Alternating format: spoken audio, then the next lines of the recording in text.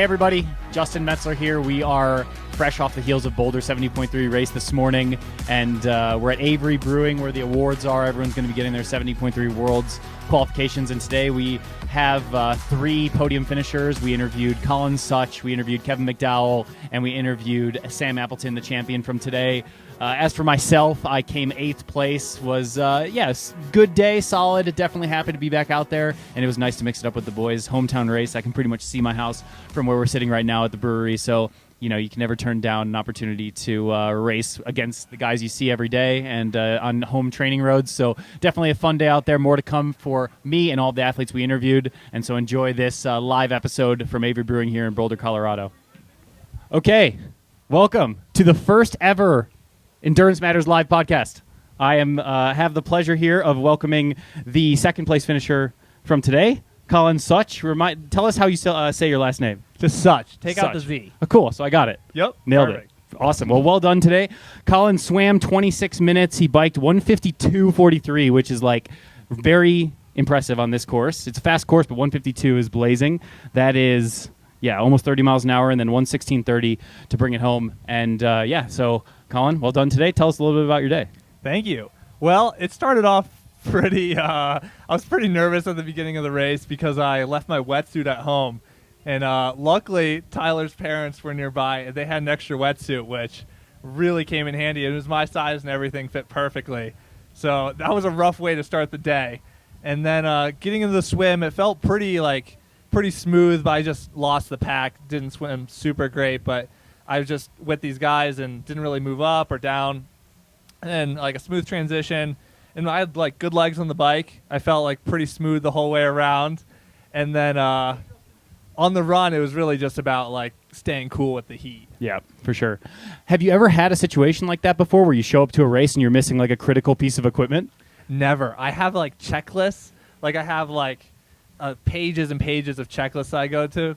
And I just had like take bag 1 and bag 2, and bag 2 didn't have the wetsuit. So wow, did you drive from Evergreen this morning? I did. Early? Yeah. So there was no turning back. It's like an hour drive to the reservoir, right? Yeah, to Boulder Res. Exactly. Once I noticed, I did the math, and I was like, oh, it won't work. Were you freaking out internally, or were you like trying to stay cool? No, I was pretty calm. Like I got a new suit that works really well in the water, so I was just like, oh, worst comes to worst, I'll just swim with some goggles in the suit, and I'll have a faster transition. I try to keep like a positive headspace throughout the race and the day. Like no matter what happens, just like find something positive about it, even though it's definitely not a positive situation. Yeah, I think that's such an important thing from a mindset perspective, and I think like just 2 weeks ago in Shanghai, I had a Di2 failure and had to ride in the big gear all day, and it was kind of the same thing where it wasn't even a thought in my mind that I wasn't going to complete the race. So I sort of saw you going through that process. It wasn't like, oh, my wetsuit's not here, I'm going to go home. It was like, no, I'm going to find a way to get this done. So that was really cool. Talk to me a little bit more in detail about getting on the bike and maybe just how you felt moving through the field. Were you getting positive momentum? How was it sort of on the back half of the bike? Because I rode with you for probably about 10 miles from maybe about mile 25 to 35, where after the halfway point you were just too strong. Like, how were you feeling sort of throughout the entirety of the ride? Yeah, my whole goal was just not to bring people to the run. Like, I didn't want to just be a rabbit for someone. So my goal was really to like work as hard as I could, like making the passes and make them as hard as possible so that I could like kind of get on the run like with a bit of a gap. Yeah. Is that something you've been working on in training? Is because your run has been really solid this year. 3rd in St. George with a strong run. Are you getting to a point where you can sort of back yourself on the run, or do you still feel the need to sort of push the bike up and give yourself some space?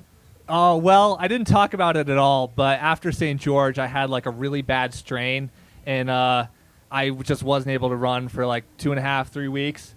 And I was really like not sure if I was able to race Boulder. And so I've just been training the bike as hard as I could. For some reason, it didn't really affect the strain. And luckily, I've had like good PTs and been working through that. And I had good legs today, so awesome. Just in time. Yeah, talk to us a little bit about your training. And you're living up in Evergreen, so you're like an hour away from Boulder. We got the Boulder, bubble here where all of us seemingly run into each other every single day. What's it like sort of being like Boulder adjacent and sort of being up there doing your own thing? Yeah, well, I've lived in Girona in the past, and that kind of gives you like a bit of it's a bubble. Like you run into all the pro triathletes there, and being in the bubble, you kind of like get influenced to change your training and change your methods. Where like living up there, you kind of you have a plan, and the plan's like to race as well as possible, and there's nothing else to that plan. It's not like impressing anyone or doing anything particularly special. Where in Girona, it was like, maybe I'll ride like a little harder today and show like this guy that. Where it's stupid. Like there's no point to that. Sure. How much, you're a young guy. It seems like you've got a pretty good grip on your training. Like you're really coming through. How much of that do you like sort of put on maybe an evolution of your training versus just time and evolution of you as an athlete, like now just sort of stacking year on year? Sure. It's a little bit of both. Like year by year, you do get better, but you also learn what doesn't work for you. Like I'm sure it's different for everyone, but for me, like I've tried high volume, I've tried low volume, like very low volume, and like neither of those work particularly. It's kind of somewhere in the middle and like the right blend of intensity, but not too much. And then like you look at other people's training, it's easy to get like maybe like I'm not doing enough, but then again, it's like if you're not doing enough and it's working, you are doing enough. Sure. Can you give us 3 takeaways of 3 things that you have found work for you and 3 things that you have found don't work for you? I'm not going to talk about the swim because it's not working. You got to come to Boulder. That's the key. Well, I can talk about the bike, and for me, it's like really prioritizing the sessions and like having, for example, like a 3-hour tempo session, and that session's like executed at Ironman pace with Ironman fueling, and that's it. And nothing else to that. No harder, no easier, and then like doing your sessions exactly as you prescribe them. Like I coach myself, and sometimes it's easy to like change things around, but if you like have a plan, you gotta stick to it. And I think that's 2 tips. And my 3rd tip would just be like, don't focus too much on the numbers. Like sometimes feeling is also like a really important characteristic that you shouldn't ignore. Sure. And what about maybe 1 or 2 things that you have found over the course of coaching yourself and training that haven't worked? Doing 11-hour rides does not work. It just tires you out. Yep, that's true. Yeah. I think we both got lucky because last year, probably not too far off this time of year, I sent you a message and I was like, oh, you want to go do the Grand Loop, which is probably a 12 or 13-hour day, and the weather was too challenging. It was too snowy, so we didn't end up doing it. But it was probably for the best for your season. My season was done because I was getting surgery the next week. But for your benefit, that one got snowed out. Talk to us a little bit about maybe how you choose and decide Ironman versus 70.3, because you're just a racing fiend. You're out there. You're getting lots of races in. I think 13 races last year. Is that correct? And so how much emphasis are you putting in the 70.3s? Because you've seen 2 podiums here this season versus Ironmans for the remainder of 2025. Sure. My goal this year is just to race as well as I can, not race like a ton, not race a little, just show up to races prepared and be able to execute those races well, and not just be like tired from the previous race, which I was in Chattanooga and I didn't finish. And it's just like another lesson. Like it's important to like stick to a plan and execute that plan. How do you hold yourself accountable to the plan with self-coaching? Because that's something I really struggled with when I coached myself. I think on the acute level of, day to day, maybe I've planned 2x30 and next thing you know, it's 6x10. Mm-hmm. And then also, there's a shiny object in terms of a race. I'm going to go chase that. You don't necessarily have that sounding board. How do you keep yourself in check? Sure. I kind of put on like a coaching hat and like look at myself from like a second or like a third perspective, like a coach would. Like unbiased, not emotional about like if I'm injured, I'm injured. Like there's nothing else to that. Like you can't just like show up to a race injured and maybe it'll work out. It's just showing up like and really not being emotional about it. Yeah, sure. Talk to us a little bit about what the rest of the season looks like for 2025. Well, I want to show up to my next race prepared, and my next race is an Ironman, and I don't think I've ever executed an Ironman well. So I've been really prioritizing like doing the long sessions and fueling correctly, and like I've had the little injury, but getting my run volume back up and just showing up prepared for an Ironman properly. Cool. We have a mutual sponsor in Precision. Talk to us a little bit about the fueling plan for today and then what you're planning for the Ironman. Okay. Today did not go as planned. In the first 400 meters, my bottle just ejected, and then that was 100 grams of carbs gone. And then I just had 2 500 ml bottles with 90 grams each, which was enough, and some chews. I finished all of it, and I was a little thirsty on the run, but luckily it was just enough to finish. Whereas in the Ironman, you can't do that. You will blow up. Yeah. So my plan is just like I'm gonna have 4 liters of fluid on the bike, and like hopefully I can take more from aid stations. And it's really about nailing the fueling. It's so critical. Yep, 100%, 100%. Well, cool. Is there anything else that you want to sort of touch in on? Any sponsors you want to sort of shout out, or anything you want to talk about from today? Well, I have a great team behind me, and I have Resolute in a local store, Nevada. They hooked me up with some really nice TT upgrades, which really came in handy today. Yeah. How much of your ride today would you put down to power versus aerodynamics or equipment? Because this race is seeing, I think, every single year I ride 2 minutes faster, but I feel like I'm always sort of in this territory in the race of being like 3-4 minutes from the fastest bike split. So what would you put today's performance down to, and then what would you say in terms of the overall improvement of everyone's speed? It's hard to tell. My power meter just kept going to 0 for like a minute, and then it would come back. So I had no idea what the average power was. But like I knew I had good legs, but I also knew like I've been working really hard on my aerodynamics and position, like really refining like how to get in that position for a long time and be comfortable. So I think aerodynamics was a real big part of it, and clearly just the race gets faster and faster every year, so equipment's a huge factor. All right. Well, this is definitely a guy to watch, Colin Szuch. Thank you so much for coming on the first live podcast here. It was great to learn about him. Let's give him a round of applause, Colin. Thank you. Thank you for having me. I think we've got Kevin McDowell. I saw him wandering around, so if we could call Kevin up here. Maybe in the meantime, does anyone have a question for Colin for a reward of a precision fuel and hydration? Tim, any question for Colin?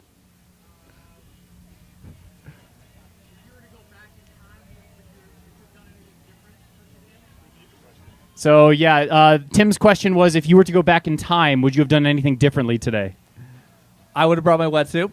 yeah, that's a good one. And I would have like secured my bottles better. Yeah.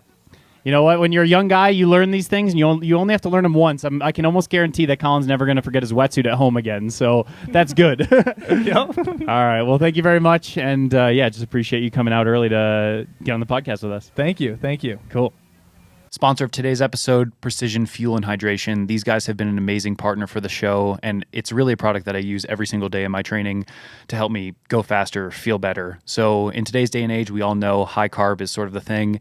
And so previously I've spoken about how much I like the chews, and I'm still munching on those pretty much every single day in training, but I've really been getting into the PF90 gels. That's been a really big value add for me to have 3 gels in one. And I feel like sometimes I'll just take that entire gel all at once or go half and half. It just allows me to get a little bit more carbohydrate and sort of just bump everything up and feel a little bit better in training. So if you want to try that for yourself, head on over to pfnh.com and use code BigMetz2025 for 15% off. All right, now we're bringing up the third place finisher from today, Olympian Kevin McDowell. Can we give him a round of applause? Oh, we got a fan? Oh, yeah. I take it seriously here. You're taking care of me. Yeah. My car does not have aircon, so Oh, so you already... I was heat acclimated for today. Perfect. There you go. That's what I do. Oh. Like, actually touch it? Like, kiss it? Almost touch it. Yeah. Oh, you just want it close. Yeah. Okay. Yeah. I guess I can do that. How you doing, man? Yeah, I'm all right. Yeah. Well done today. Yeah, I'm overall happy with it, given everything that kind of went down and different stuff during parts of the race. So. Yeah, absolutely. Want to dive in, but for those that don't know, Kevin McDowell, this is your third 70.3? Fourth, actually. Fourth 70.3. Yeah, so I did one last year, like a little under the radar one. Yeah, a little under the radar. I remember that one. Yeah, we did a little bit of training and preparation. I feel like you've come a long way since this time last year, which is awesome to see. Fourth place in St. George just a few weeks ago. Yeah. So that was huge. And then third place today. So, yeah, tell us a little bit about how the day went for you. Yeah, I mean, I was stoked on just, being able to race in Boulder. It's like to race at home, what I call this home now, and, have so many friends and family and people around here that support you. I think that's pretty special. And my grandpa was able to come out, and it's the first time he was able to see me race in 15 years.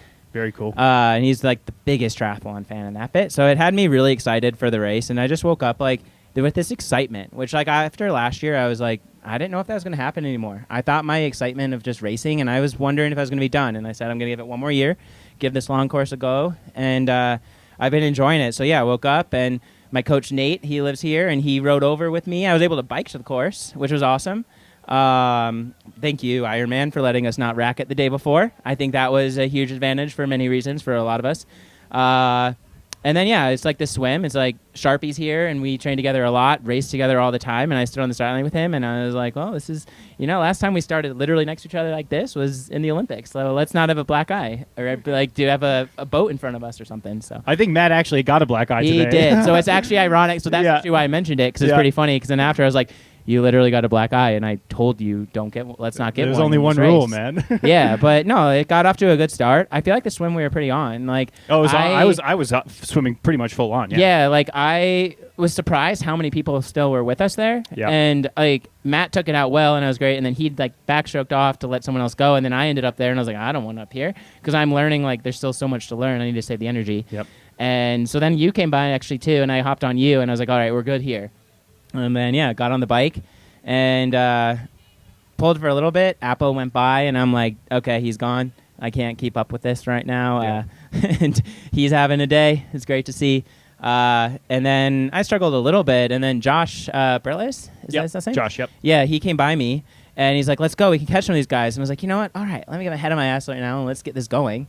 And, started going, and then we caught Matt. And unfortunately, at that point, he made the pass, and I sat by Matt. There was a little bit of gap, so I went around, and I slotted in, and I got a penalty. Yeah, that was a bummer. I saw that all happen. I saw the referee, because I was riding like 20 meters behind you guys, and I saw the slot in, and I was like, I think he's fine, but then I saw the referee come up, and I was hoping he was just communicating that it was okay. Because I was even asking. I'm like, am I good? This looks good. And it was. Yeah. Like, there was another ref, so she went off on me, and then it's like, you can't argue that. And I'm like, whatever. And there's two ways you can go. And I'm like, well, let's just go hard until the patent. Sure. Try and reset. And I did.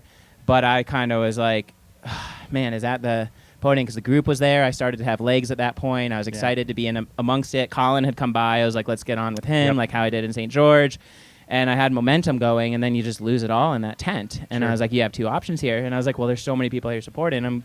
Let's just see what can happen. And it was freaking madness out there with them, just going through people. And totally. Chris Lieferman came by. He's like, let's go. We can do something. And that lifted me a bit. And yeah. Yeah, and then on the run, I mean, we came off the bike together, and you were able to bridge the 2 minutes in the final 45K that you lost in the penalty tent. And then,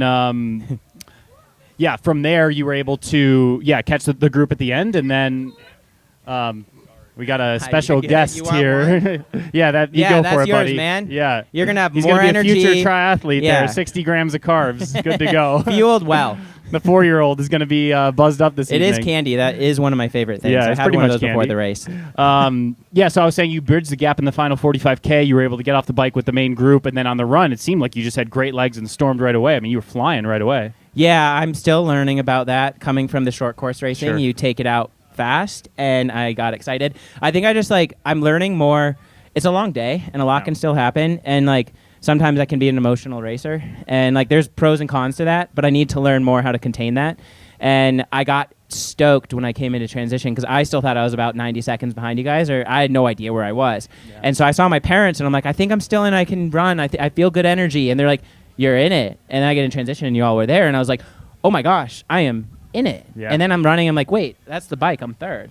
And then I got excited and had to chill out a little bit, and I paid for it a little bit, but yeah, I'm still learning a lot on that side of stuff, and was able to, I knew Colin and them at that point where unless I had a huge blow up, they were gone, so I was kind of trying to run my race, enjoy things, and talking to everyone that was out there of my friends and family and stuff. That's cool. It seems like throughout the day you did a really good job of sort of just building momentum throughout each sport. Obviously there was a bit of a setback with the penalty, but other than that, you built momentum throughout the day. Talk to me a little bit about sort of the acute sense of momentum building with getting on the podium or getting the fourth place in St. George, and what that does to your confidence and sort of mindset heading into this race and whatever you end up doing next. Yeah, I'll tell you, St. George, if St. George hadn't gone well, this was my retirement race. Wow. And I'm I know people say that, but I was already looking at some other pathways of some possible stuff in the fall. Like, I mean, I'm actually going to be I'm a guide now for Paralympics, so that was still going to be a big focus on that. But I was also looking at a different pathway, some other stuff, and like my training had been going so well, like almost like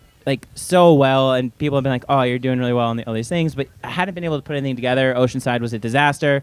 The brim brake was rubbing a lot, and that was a problem. That like, but you know, those things happen, and you question still. How much did that affect me on the day? And so St. George was just the relief of like, oh, here we go. He's energized now from that those energy chews. Yeah. Here we go. You're up all night now. These guys ate it. You know what? Precision fuel and hydration. That's a good advertisement. Yeah. The kid loves it. He was just running a 4-minute mile here, sprinting through the transition Full on area. energy. So it was just like a nice solid race, and there was a lot still that I could have picked apart as me as like being an athlete, like, oh, this went wrong, this went wrong, this went wrong. But I was like, well, the other these things went right, and most importantly, I had fun, and that was like a success for me. Like, okay, let's just keep this momentum going, and it gave me some belief that I needed. Yeah, I think as athletes who have been doing it a long time, I think we're a similar age. You have those peaks and valleys, and they're inherently those moments where you're questioning, like, okay, how many more legs do I have left? And you get these little snippets or these injections of, I still got gas left in the tank, and I believe you have a lot of gas left in the tank. So definitely not a retirement race for you. I have 2 questions here. First one is, how are with some of these prize winnings? Are you getting on a new bike? Are you still going to be rocking the red rim brake Trek that's rubbing the disc, the brake in the back? What are we doing? No, I'll be getting a new bike. All right, good. Yeah, I've been like in the works of like figuring something out, Cool. and I actually like after St. George, I talked with Mark Andrews, and he was kind of like, "Let me set you up," but then things were a little off. I was hoping I'd have it by now. It's going to be after this.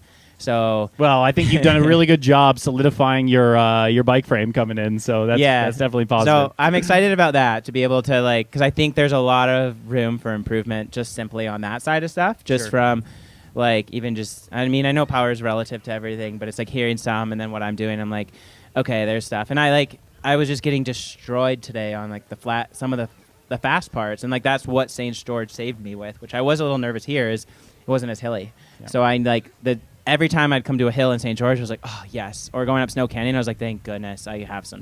Yeah. Like, this saves me. Yeah, I think just the other piece is just continuing to have fun with it, too. You know what I mean? Like, how, you've got the commitments with the guiding later in the season. How much are you putting into, like, okay, now I'm really committed to this long course. I'm, like, all in, eat, sleep, train long course versus, like, I'm still going to keep this fun, light balance and just sort of go into these races with open expectations. I think it's the balance, and I've learned that's worked really well for me. I'm definitely someone where even when I'd go on training camps back in the day, I'd struggle at times, where it's, like, all in, like, and I'm just learning that I'm someone who, like, there's some people, they need to be all in. And there's phases, where it gets close to a race where I do then learn, like, not do as much. But I'm just, like, doing more things on my terms to some degree. I think like, that's what the key. I want. Yeah. You got to retain that. I mean, I, like, learned to ski this year. I was like, I want to do that, so I'm going to do that. And, like, I would have never done that before. Just even, like, other just little activities or things or visiting friends at different times. So yeah, the happy is fast is getting a lot of rhetoric. Right now, it sounds like so it's cliche. Yeah, it's like the most cliche thing, but it is true. Yeah, 100%. Happy and healthy. If you're those 2 things, then you're going to be doing big things, especially with the talent that you have. Like, you're a strong guy. You've been doing triathlon for a long time. You got a lot of miles under your belt. So I think sky's the limit for however high you want to take it in the long course world. So you just got to keep at it. Yeah, we'll see. So I'm enjoying it right now. We'll keep at it, and so. Now the next bit is learning. I'm getting fit on the tandem tomorrow and figuring out the tandem side of stuff. So perfect. Yeah. So in addition to the guiding, what's on your personal 70.3 or longer race schedule for the rest of the year, or shorter? Yeah. No, I'm done with shorter. Okay, shorter's done. Once I take the guiding roles, you give up your ability to race Olympic stuff. But I'm done with that. I know people have been like, oh, like what about maybe trying for LA Olympics? And I'm like, it's home. I'm like, I've been there. I've done that. I'm like, it was too much, and I want to have some fun in different ways, and the guiding one I'm excited about too. From the personal side of stuff, I qualified for 70.3 Worlds. That's definitely something, and I think the course really suits me with the hills and all that side of stuff, and I'll hope to be more dialed, and I'd love to get a T100 wild card at some point. Yes. But I also am making sure I'm on the equipment ready for it, because like I think I have the ability to be there, but I also like those guys are dialed, and you got to respect that. Like I'm even learning that today. It's like I hate to say it, there's like the equipment side is part of the game, and 100%. It's learning for me like what is worth the time to put in and what do you not need to put the effort into. Yeah, absolutely. Well, keep on climbing. Do you have anything else you want to talk about from today, or any shout outs for this one? No, I just like appreciate everyone out there. I had a blast like with everyone. It's funny. One person was like, dude, it's like talking and different things to some people, and it was a way to distract me and have some fun and like just cheer on people. There's like even people like the group I swim with, the Julie Dibbins group, there's like a lot of just different level of people's there, and the age groupers racing, and you see some of them, and there's one section of it there were like 3 of us out there plus some others on the crowd cheering us, and that was special. I was like, this is really cool, like we're out there. So I don't know, I think there's a lot to be said about that. Yeah, I think this is a unique race in that sense of like, even if you're struggling or grinding it out or thinking you're not looking very good, like there's someone every 10 feet that you got to kind of turn it up for. You got to be like, I got to turn it up right now and keep pushing. So that accountability is huge. I will say doing an Ironman does sound daunting, because every time I've done one of these, I'm like, could I do this for twice as long? I know you wouldn't be going quite as fast, but I still think it seems to be pretty fast. Yeah. And it's still like that. And I'm like, I don't know, because at mile 10, I looked at the guy who was biking next to me. I'm like, half marathon's a long ways. Sure is. Sure is. A marathon's a very long way. I'll tell you I know. That's I'd be more daunted by the swim. Like, these swims feel so long. Yeah. And doing it twice, I don't know. It's like in there, I just get bored. You'll have to do it. You'll have to do one. I'll do it at some point. Maybe Kona next year. That's I want to do Kona at some point. So. Yeah, cool. Well, thanks so much for coming out early and coming on the podcast, Kevin McDowell. Yeah. Thanks, guys. Appo, where's he at? I saw him there. Does anyone have a question for Kevin before we move on to Sam? Colin does. Next race. Montreal with Owen Cravens guiding for next Para. Ironman race. Next 70.3 race.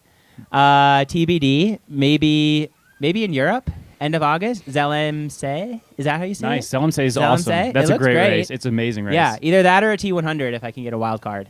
So, is that you'll be there? All right. It looks beautiful. So.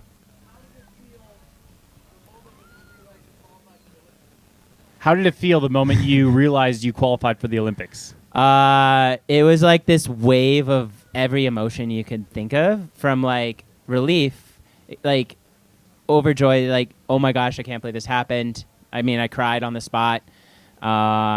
Just the like, everything you can think of. Because I mean, for me, it was when I was 10. I was like, I want to go to the Olympics. And I remember watching the races and was like, that's where I want to do. And at that point, I learned about triathlon. And I'm like, that's what I want to do. And I don't know, when you're 12, I was telling people, I'm like, I want to be there one day. So then for it to happen, it was pretty surreal. Yeah. Amazing answer. All right, round of applause for Kevin. Thanks, guys. Woo! Thanks. Sam, finally got it done. Got it done, yep. I've lived in Boulder 10 years. I think I've done this race 4, maybe 5 times. A couple of podiums, so yeah, finally that top step after 10 years. It feels good. Yeah, was that the plan for today? Were you going in being like, this is win or go home type vibes, or what was the plan? I mean, not really. Like, I feel like races were always really hard to win, but I feel like especially these last few years, it's, the level's so insane. You need so much to go your way to win a race. So I try, you can't control what other people do. You can only control what I can do. So, I thought if I put together a good race and had some luck go my way, then I could be in a fighting chance. And yeah, fortunately I had good legs and had a good race. So, but yeah, it's like, I don't know. I never like to go into a race thinking, giving a position, because I just feel like there's so much outside of your control that can dictate what position you're in. So I always just go in with, race my best race, do myself proud, and, whatever the result is what it is. And, today it was the win, which is nice. Amazing. What was your last victory? It's been a while, actually. I was thinking it's got to be... I did win Ironman Australia last year. Okay, yes. But before then, it might have been, I feel like, yeah. Your last 70.3 maybe. Yeah. Last 70.3 was maybe 3 or 4 years ago, I think. And, there was a period in my career where I, managed to win a couple each year. And, as the years have progressed and the sport's progressed, now it's, like I said, it's just so hard to win these races. So, yeah, you got to make them count and, you got to relish in it. Did the elation of winning still feel the same as it did maybe 5-10 years ago when you win your first race in America or win your first 70.3? I mean, like, it always feels good, but I think, 10 years ago when I was winning races, I was a younger kid, a little bit more attitude and, a little bit of a chip on my shoulder. Now I'm just, I'm a 35-year-old man that's just trying to get it done, and I think I'm a little bit more, don't race quite as angry and don't really have that chip on my shoulder. I'm just kind of grateful to be out there. So, it still feels good, but I don't think, perhaps the celebration isn't as quite as triumphant as it was when I was maybe first winning my races 10 years ago. Yeah. Talk to us a little bit, because I've been thinking about this myself. I think this is probably my 60th 70.3 or something crazy. Like, going through the motions of race morning, do you still get the same anxieties, the same stresses, like especially racing at home, sleeping in your own bed, like still taking care of Toby and stuff, like having it all be so normal? Like, what do you do to sort of flip that switch and get into race mode? Yeah, I'm generally like a pretty anxious person. Like, before races, I tend to, I like to kind of be alone and just, in the day or two leading in, just be in my own space, get my gear ready and just focus on the race. But to be honest, I think this race, having it at home, sleeping in my own bed, having Toby and Sarah, my wife, it kind of felt like a little bit more relaxing, I think, because it just felt like any other day, really. Like, I was just going out to the Boulder Reservoir to do it, not a training session, but, like, it's familiar roads. It doesn't, it just felt a little bit more relaxing, I think. Yeah. Talk us through the day specifically and how it all sort of played out. And you mentioned you needed a little bit of luck, and obviously you needed a lot of power and a lot of good legs. So talk us through both of those components throughout each swim bike run. Yeah, I think everybody that races knows that there's an element of luck to every good performance. You have to have mechanical luck, and you have to feel good. You have to have some competitors, maybe not have the best day. But yeah, I mean, I think. We started out on the swim, and there was quite a big group of us. And I thought the swim was it felt fast to me. Like, it didn't feel like a slow swim. So I was kind of surprised that there was, I think, 10 of us or so. I thought, commented 9 out of 10 RPE. Oh, yeah. I mean, it wasn't an easy swim at all, especially coming back in. I felt like that second half was quite a bit harder than the first half for me. But yeah, onto the bike, I mean, I didn't necessarily go out with the intention of, going off the front. I just kind of, I think Kevin was first out onto the diagonal highway, and then Matt Sharp, and then myself. And I was like, I took on my nutrition, hydration, got my feet clipped in. I was like, I'm feeling pretty good. I'll go to the front and pull a turn. And then, I guess I put my head down a bit, and I saw some good numbers and just kept rolling. And then I think I looked back around kind of halfway along on 36, and I noticed that I was by myself, and I was like, well, I guess I'm committed now. So I just kind of kept going. And to be honest, I think that's when I race my best, when I'm not put under pressure by other people, when I'm dictating the pace. I can ride my own rhythm, ride the hills the way I want them, ride the downhills the way I want them. I felt good. I didn't really know the time gap until after the first lap. I think I had 2 minutes. And I was like, okay, if I hold the same, maybe I could make it 4 minutes by the end of the bike. And then, onto the run, I think I knew Colin was coming in pretty hot, and he's obviously in some great form. He had a great race at St. George. And I just kind of set out at a manageable pace. I think I've made the mistake a few times. I raced Chattanooga a few weeks ago and went out with Jason West for the first 3K, and we were running 3:10s. Bold move. Bold move. And then, which might have cost me a podium in the end there. But I just kind of wanted to settle into the run. But man, this run's just hard. It's slow. I felt quite good. And then I was running 540 miles, and I was like, man, that's not that fast for, I feel pretty good. And then Colin was pulling a bit of time out of me, and I was like, he's running quite well. But then onto the second lap, I actually felt better, and I think I negative split the run. I actually was running faster the second lap than the first lap. Maybe that's the Ironman. I've done a few Ironmans now over the last couple of years, so maybe there's a bit of resilience in there. And I think this race kind of suits us. It's a strongman's run. It's not necessarily fast. It's all off-road. It's hilly. It's hot. it's kind of a strength-based run, which I think suits me. And kind of after the first lap on the run, I just knew I just needed to keep it the same. And, I didn't need to do anything crazy. I just needed to tick it off. And, I got to the top on Monarch, and I think I had 70 seconds to Colin, and I was like, man, it's about 4K to go. He's got to pull out about 15 seconds a kilometer to beat me here. So, yeah. In your mind, are you thinking like, ooh, if I'm running 3:35s, 3:20s is doable? Yeah, I do that. Yeah, absolutely. I think we all do that math where you try to convince yourself to stay on the gas a bit, you know? Yeah, but to be honest, when I kind of run better when I'm not put under pressure, I think. So if I can convince myself that I'm not under pressure, I actually seem to relax a little bit more and actually run better. So that's kind of my whole mantra in that run. Just like, it's, I'm fine. I've got to, I can pick it up if I need to, kind of thing. But in the moment, you probably can't. Yeah, 100%. Well, that's awesome. What is the rest of the year looking like for you? So I think I'm going to do Boise 70.3 next month, July 26th. And then I'm going to start doing a bit more Ironman training. And I'm going to do a couple of Ironmans to close out the year, I think. I might do Ironman Chattanooga in September. And then I want to go back to Australia and race Ironman Western Australia, which is in December. That's now the Asia Pacific Championship, so it's a pretty big race. And I love racing in Australia. It's great. So, yeah, that's probably the plan. And I've held back from Ironman for this first half of the year because it just... some people can do it, but it just breaks me down, and I feel like I lose that 70.3 speed as well. So this first half of the year has kind of been more 70.3 focused, and now I'll kind of switch towards more of an Ironman focus, probably after Boise next month. Sure. So now you've got a fourth in Chattanooga with no swim, which would have had you probably a bit higher, a first here.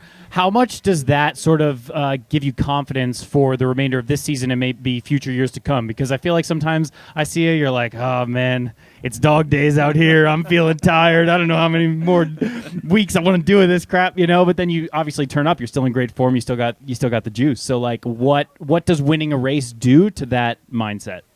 Yeah, for sure. I think everyone goes through it, it's you feel like you're Sisyphus rolling the boulder up the hill for it to roll all the way back down. And yeah, I had a bit of a rough couple of months, earlier this year where I got sick and just got a bit of an injury and just training wasn't clicking. And I think it's easy to get into that, I want to just retire and get a day job. And, I'm 35, so I'm not, I'm not necessarily a spring chicken anymore.